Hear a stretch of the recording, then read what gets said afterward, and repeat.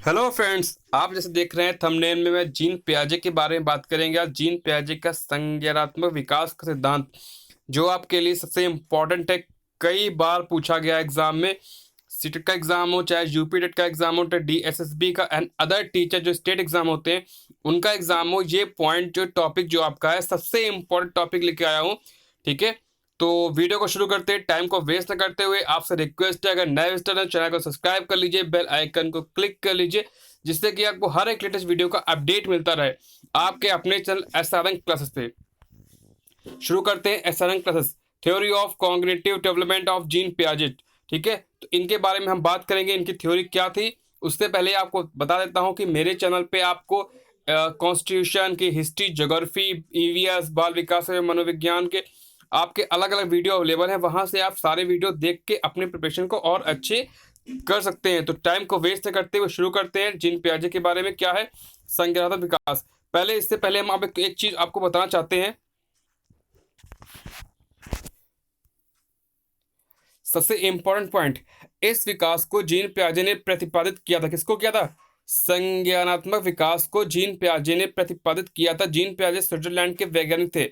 Exam में पूछा गया है जीन पियाजे कहाँ के वैज्ञानिक थे, तो जीन पियाजे स्विट्जरलैंड के वैज्ञानिक थे। इन्होंने अपनी अवधारणा संज्ञानात्मक विकास पर दी है। इस पॉइंट को मैंने पहले क्लियर कर दिया कि पॉइंट क्या है, कैसे आपके एग्जाम में क्वेश्चन आने की संभावना है। तो फिर सुन लीजिए, इस विकास को जीन पियाजे ने प्रतिपादित किया था। जीन पियाजे स्विट्जरलैंड के वैज्ञानिक थे। इन्होंने अपनी अवधारणा संज्ञानात्मक विकास पर दी है। आप पूछेंगे संज्ञानात्मक विकास क्या होता है, इसके बारे में हम बात करेंगे। सीधी सी बात है, तो शुरू करते हैं। अगला पॉइंट, थ्योरी क्या कहती है, पियाजे के सिद्धांत की थ्योरी क्या कहती है, उसके बारे में पहले बात कर लेते हैं। पियाजे के अध्ययनों का आधुनिक बाल विकास विषय पर अधिक प्रभाव पड़ा। पियाजे के अध्ययनों का आधुनिक बाल विकास के विषय पर अधिक प्रभाव पड़ा। उन्होंने मनोवैज्ञानिकों का ध्यान विकास की अवस्थाओं तथा संज्ञान की महत्व की ओर आकर्षित किया। पियाजे के सिद्धांत के कुछ प्रमुख विचार थे, उनके बारे में हम बात करेंगे। तो आपको यहाँ पे क्लियर हो गया होगा कि उन्होंने मनोवैज्ञानिकों का ध्यान बालक के विकास की अवस्थाओं तथा संज्ञान की ओर, महत्व की ओर आकर्षित किया। तो पहला पॉइंट क्या कहते हैं, निर्माण और खोज, कंस्ट्रक्शन एंड इन्वेंशन। इस बारे में इन्होंने क्या कहा है, इसके बारे में हम बात कर लेते हैं। ठीक है, चलिए इनके बारे में बात क्या होती है, कंस्ट्रक्शन एंड। देखिए,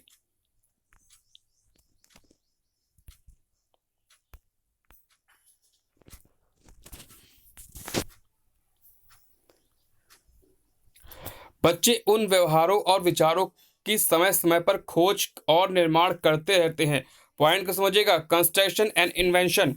बच्चे उन व्यवहारों और विचारों की समय समय पर खोज और निर्माण करते रहते हैं जिन व्यवहारों और विचारों का उन्होंने कभी पहले प्रत्यक्ष नहीं किया होता है। पॉइंट को समझिए, जिन व्यवहारों और विचारों को उन्होंने कभी पहले प्रत्यक्ष नहीं किया होता है। पियाजे का विचार है, क्या विचार है पियाजे का? ज्ञानात्मक विकास केवल नकल, कॉपी न होकर खोज पर आधारित होना चाहिए। मतलब कॉपी नहीं की, कॉपी के द्वारा नहीं, खोज के द्वारा उसको, ठीक है, सीखना चाहिए। तो उन्होंने कहा ज्ञानात्मक विकास केवल नकल न होकर खोज पर आधारित होना चाहिए। नवीनताएं, खोज, नोवेटली और इनोवेशन को उद्दीपक, अनुक्रिया, सामान्यीकरण के आधार पर नहीं समझाया जा सकता है। एक उदाहरण दिया है। उदाहरण के लिए, एक 4 साल के बालक यदि विभिन्न आकार के प्यालों को प्रथम बार क्रमानुसार लगा देता है तो यह उसके बौद्धिक वृद्धि की खोज और निर्माण से संबंधित है। पॉइंट को आप समझ गए होंगे।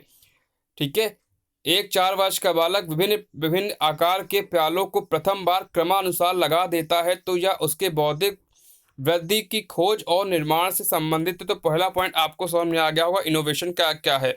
सेकंड जो नियम दिया है वो है कार्य क्रिया का अर्जन, एक्वेशन और ऑपरेशन। इसके बारे में हम बात करते हैं, इसमें क्या कहा है इन्होंने। ठीक है, देखिए, ऑपरेशन का तात्पर्य उस विशिष्ट प्रकार के मानसिक कार्य, मेंटल रूटीन से है। क्या है? उस प्रकार के मानसिक कार्य, मेंटल रूटीन से है जिसकी मुख्य विशेषता उत्क्रमणशीलता, रिवर्सिबिलिटी। कोशिश करिए जो आपके वर्ड है उनको इंग्लिश में याद करिए, हिंदी में वर्ड थोड़ा टफ पढ़ते हैं, इसलिए आपको इंग्लिश में याद करिए तो ज़्यादा सही रहेगा। ठीक है। तो उत्क्रमणशीलता क्या है? रिवर्सिबिलिटी है। पियाजे के अनुसार जब तक बालक किशोरावस्था तक नहीं पहुंच जाता है तब तक वह भिन्न भिन्न विकास अवस्थाओं से भिन्न भिन्न वर्गों के ऑपरेशन का अर्जन करता रहता है। तो ये पॉइंट आपको समझ में आ गया होगा। ठीक है, क्या है? करता रहता है। एक विकास अवस्था दूसरे विकास की अवस्था में पदार्पण के लिए निम्न दो सिद्धांत आवश्यक हैं। क्या है? दो सिद्धांत आवश्यक हैं। फिर समझ लीजिए, मानसिक कार्य मेंटल रूटीन से है जिसका मुख्य विशेषता उत्क्रमणशीलता रिवर्सिबिलिटी से है। पियाजे के अनुसार जब तक बालक किशोरावस्था तक नहीं पहुंच जाता है तब तक वह भिन्न भिन्न विकास अवस्थाओं से भिन्न भिन्न वर्गों के ऑपरेशन का अर्जन करता रहता है। एक विकास अवस्था दूसरे विकास अवस्था में पदार्पण के लिए निम्न दो सिद्धांतों की बात की है। तो आपने पढ़ा होगा समतलीकरण, समतीकरण। ठीक है, क्या है? एसेसिमिलेशन। सबसे इंपॉर्टेंट पॉइंट, पहला पॉइंट क्या है? एसेसिमिलेशन। इसके बारे में हम बात करेंगे, ये इंपॉर्टेंट आपका सबसे इंपॉर्टेंट है। पियाजे के अनुसार जो एसेसिमिलेशन था उसके बारे में विषय में बात करते हैं। समतीकरण का अर्थ क्या है? एसेसिमिलेशन देखिए, बालक में उपस्थित विचार में किसी नए विचार या वस्तु का समावेश होना।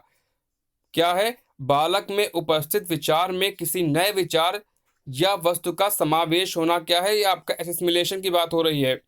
पियाजे का विचार, जो पियाजे का आइडिया था, विचार का अर्थ है। क्या अर्थ है?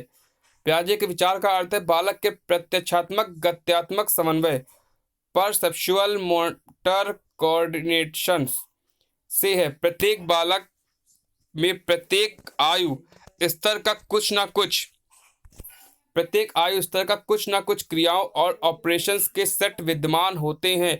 इन पुराने ऑपरेशन में नए ऑपरेशन की क्रियाओं का समावेशन होना क्या कहलाता है? आपका एसेसिमिलेशन कहलाता है। सिंपल सी बात है, पुराने ज्ञान में नया ज्ञान जोड़ना, जो आपको समझ में आ गया होगा। पुराने ज्ञान में आपको नया ज्ञान जोड़ना क्या कहलाता है? आपका एसेसिमिलेशन कहता है। ये इनको पियाजे का सिद्धांत था। बी पार्ट चलते हैं।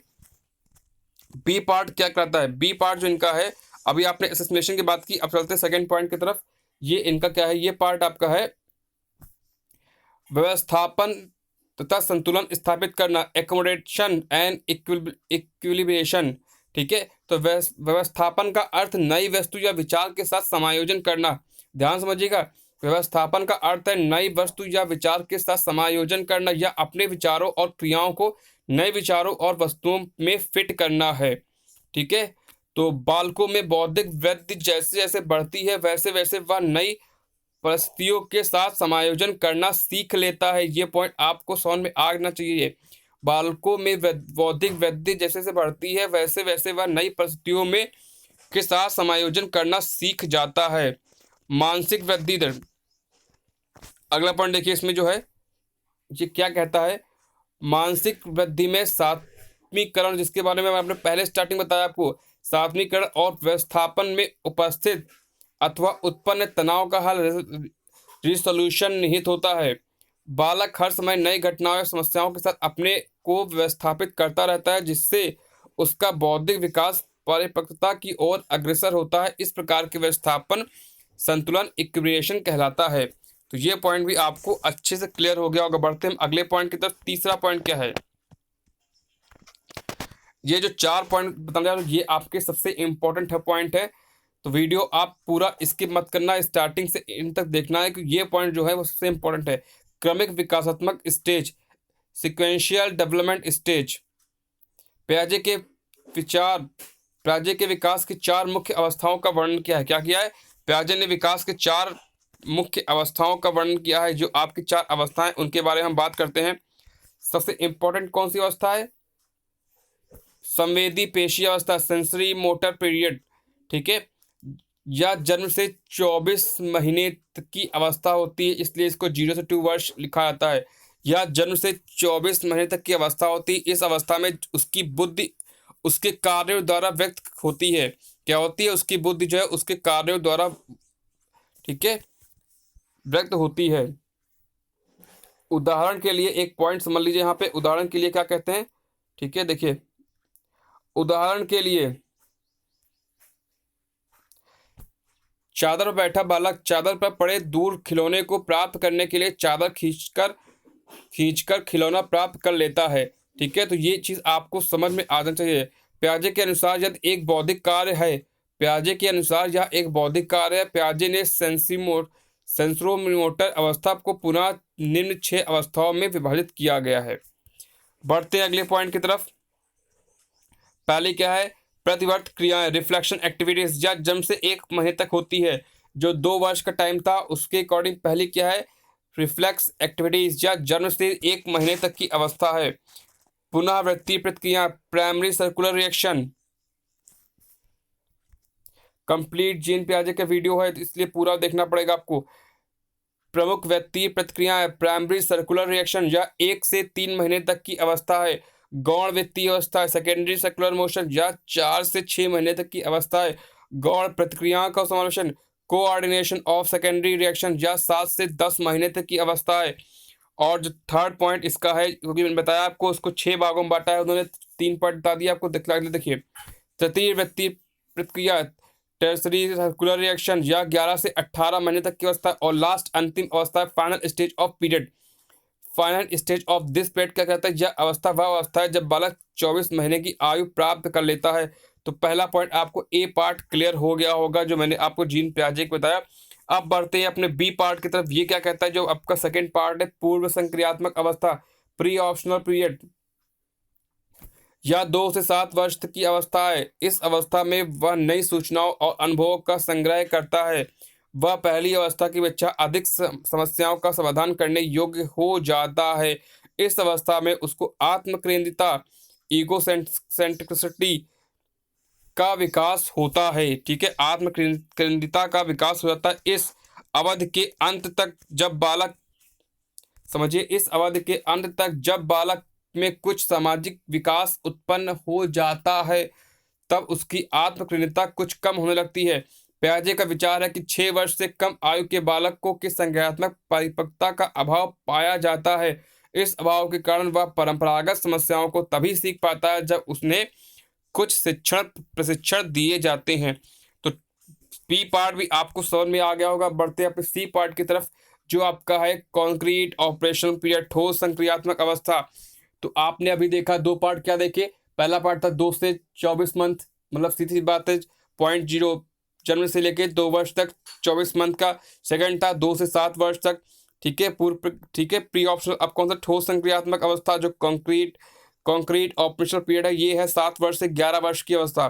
कितनी है? 7 वर्ष से 11 वर्ष की अवस्था को बोलते हैं प्री ठोस संक्रियात्मक अवस्था, कॉन्क्रीट ऑपरेशनल पीरियड।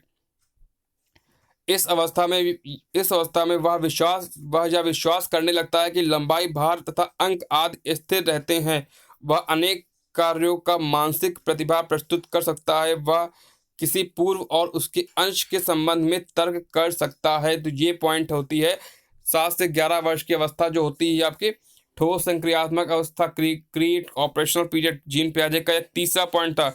चौथा बढ़ते हैं, और चौथा लास्ट पॉइंट क्या है? Point number D. ये भी आपको समझना होगा डी पॉइंट क्या कहता है। और ये इसका जीन पियाजे का लास्ट पॉइंट था जो संज्ञानात्मक सिद्धांत का।